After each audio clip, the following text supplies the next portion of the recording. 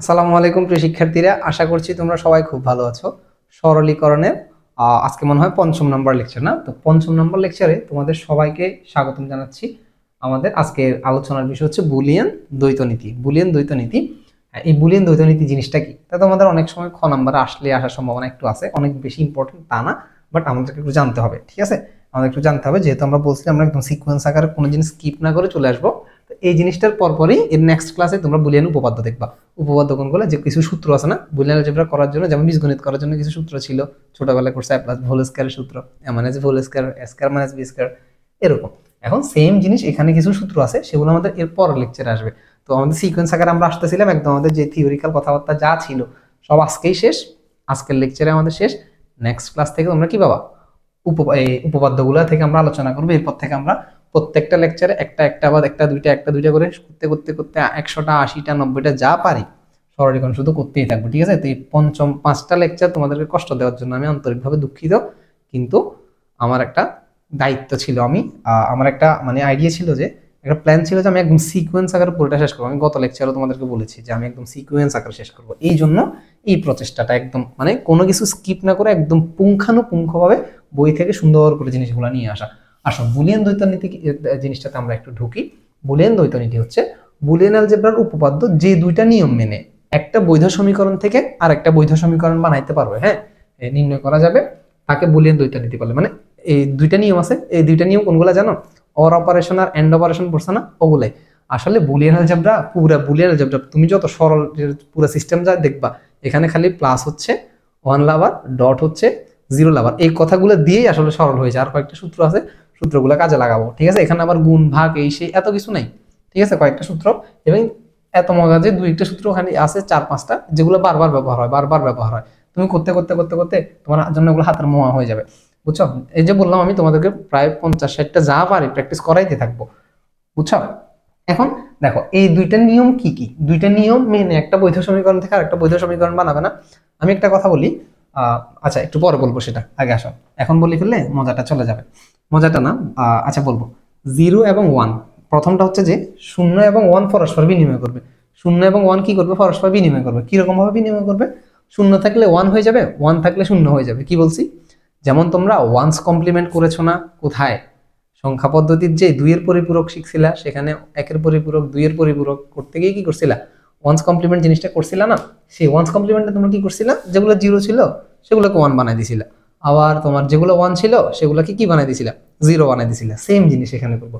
এখানে প্রথম নিয়মটা জাস্ট দেখে দেখে লিখে নাও, আমি কথা বাড়াচ্ছি না, আমি এটাই বলে দিলাম। 0 থাকলে 1 হবে, 1 থাকলে সেটা 0 হবে। 2 নাম্বার নিয়মটা হচ্ছে কি জানো? প্লাস থাকলে সেটা এন্ড হয়ে যাবে, মানে ডট হয়ে যাবে, আর এন্ড থাকলে সেটা প্লাস হয়ে যাবে। ঠিক আছে, মানে এই এন্ড মানে ডট থাকলে সেটা প্লাস হয়ে যাবে। মানে আমি 0 এর পরিবর্তে লিখে দিব 1, আর 1 এর পরিবর্তে লিখে দিব কি? 0, আর প্লাসের পরিবর্তে দিব ডট। ওকে, ডটের পরিবর্তে দিব প্লাস। এরকম দুইটা কথা এখানে আছে। এখন কথাগুলো কেমন ঘোলাটে না? এবার একটা কথা বলবো, বলছিলাম না, সেটা এখন বলি তোমাকে। এই জিনিসটা তুমি যদি নাও বুঝো বা তোমার কাছে বিরক্ত লাগে, কেমন একটু অদ্ভুত, আমার কাছে এই জিনিসটা আসলে বিরক্ত লাগতো। আমি এইচএসসি লাইফে এটা ভালো করে পড়িনি, বুঝছো? কিন্তু এখন যখন টিচার হওয়ার চেষ্টা করতেছি, টিচার তো হতে পারেনি, হ্যাঁ, চেষ্টা করতেছি, তখন ভাবলাম যে না, সিকোয়েন্স তো মেনটেন করতেই হবে। পড়ার একটা আসলে ফ্লো আছে, সুন্দরভাবে একটা জায়গা থেকে আরেকটা জায়গায় যাইতে হয়। তো সিকোয়েন্স মেনটেন না করলে বিষয়গুলো সুন্দর না। তো এই জিনিসটা তুমি যদি না পারো, এটা তোমার সরলীকরণ শিখতে কোনো ইফেক্ট ফেলবে না, ফেলবে না, ফেলবে না। 370 মতো ফেলবে না, ফেলবে না, ফেলবে না, বুঝছো? আসলে ফেলবে না। এখন তবুও কি তুমি এটা শিখবা না? শিখবে, একটু বুঝে নাও, ইজি জিনিস। ঠিক আছে, কখনো এমসিকিউতে কিংবা ইয়াতে আসলে কি বলে, খ নাম্বারে যদি বলো অনুধাবনে, তুমি এটা করতে পারবা। আমরা এটা একটা এক্সাম্পল দেখি, হ্যাঁ, একটা এক্সাম্পল দেখি। আসো আমি তোমাদেরকে একটা এক্সাম্পল দেখাবো। কিন্তু এই জিনিসটা তোমরা বুঝছো নাকি একটু বলো তো, কমেন্টে জানাই দিও যে ভাই এটা বুঝছি। আসো আমরা লিখি, একটা উদাহরণ লিখি। সেটা হচ্ছে যে 1+1 ইকুয়াল টু কত হবে বলতো? 1 না? 1+1 এই সমীকরণে, হ্যাঁ, এই সমীকরণে সমীকরণে এই 1 এর পরিবর্তে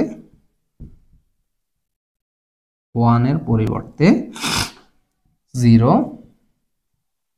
এবং 1 এর পরিবর্তে 0 এবং প্লাসের পরিবর্তে ডট বসিয়ে পাই। ডট বসিয়ে কি পাবা দেখো তো? ডট বসিয়ে তুমি কি পাবা বলো তো? 1 এর পরিবর্তে 0 বসাইছো, হ্যাঁ, প্লাসের পরিবর্তে ডট বসাইছো, হ্যাঁ, 1 এর পরিবর্তে 0 বসাইছো, হ্যাঁ, ইকুয়ালস টু কি। এবার বলো 0 আর 0 গুণ করলে কি হয়, আমরা কত লেকচারে দেখে আসছি ডট হচ্ছে 0 আবার 0ই হয়। যেমন এটা যেমন একটা বৈধ সমীকরণ, এটাও একটা বৈধ সমীকরণ, এটা যেমন একটা বৈধ সমীকরণ, এটাও তোমার কি একটা বৈধ সমীকরণ। খুব ইজি না, সেম জিনিস। তো তুমি যদি এটাকে আবার এরকম করো, আর এটা হচ্ছে একটা উদাহরণ, এটা হচ্ছে তোমার 2 নম্বর উদাহরণটা। যেমন 0.0 এটা তো তুমি জানো। এখন এই সমীকরণে এভাবে লিখবা, সমীকরণে 0 এর পরিবর্তে 1 এবং ডটের পরিবর্তে এখানে প্লাসের পরিবর্তে ডট লিখছো না, এখানে লিখবা ডটের পরিবর্তে প্লাস বসিয়ে পাই। পাই কি পাবা, এই যে 0 কে 1 বানাই দিছো, ডটটাকে প্লাস বানাই দিছো, আবার 0টাকে এই যে দেখতেছো, এই যে 0টাকে আবার 1 বানাই দিছো। তো 1 + 1 কি হয়, 1ই হয়, ঠিক না? 1 + 1 কি হয়, 1ই হয় না? এটা আচ্ছা, এটা বাদ দাও, আমি এভাবে চিন্তা করছি যে 0 1 ছিল, ডট ছিল প্লাস হয়ে গেছে, ঠিক আছে, আবার 0 ছিল সেটা 1 হয়ে গেছে, সব কিছু আমি পাল্টাইছি।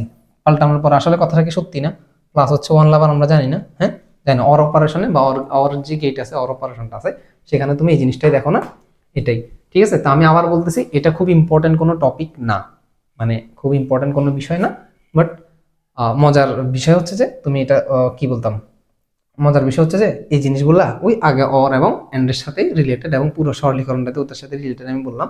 তুমি জাস্ট একটু সিকোয়েন্সগুলো মাথায় রাখলে এটা আমাদের জন্য খুব ইফেক্টিভ হবে, খুবই উপকারী হবে, মনে রাখাটা আমাদের জন্য খুবই দরকার। বুঝতে পারছো কথাগুলা? তো আমি চাইবো তোমরা সুন্দর করে নোট করো। এখন আমাদের নেক্সট লেকচার থেকে তোমরা সরলীকরণ উপপাদ্যগুলো পেয়ে যাবা। এরপর থেকে আমাদের সরলীকরণ একদম ধাপে ধাপে ধাপে ধাপে ধাপে ধাপে শুরু হয়ে থাকবে, একদম শেষ হবে না। কখন শেষ হবে আমি জানি না, বাট আমি চালাই যাবো, যতগুলো সরল আমার চোখে পড়বে দুনিয়াতে সব আমি আস্তে আস্তে করার ট্রাই করবো ইনশাল্লাহ। তো পরবর্তী লেকচার দেখার জন্য আমন্ত্রণ রইল, তোমাদের ফ্রেন্ডদের সাথে আমাদের ক্লাসগুলো শেয়ার করতে পারো, ঠিক আছে, যাতে সবাই একসাথে আমরা শিখি, ঠিক আছে, সবাই একসাথে শিখবো ইনশাল্লাহ। তো এতটুকু পর্যন্ত থাকলো আজকে, আমরা আর বেশি করবো না, নেক্সট ক্লাসে আমরা বুলিয়ান উপপাদ্য করবো। সবাই সুস্থ থাকো, ভালো থাকো, সালামু আলাইকুম।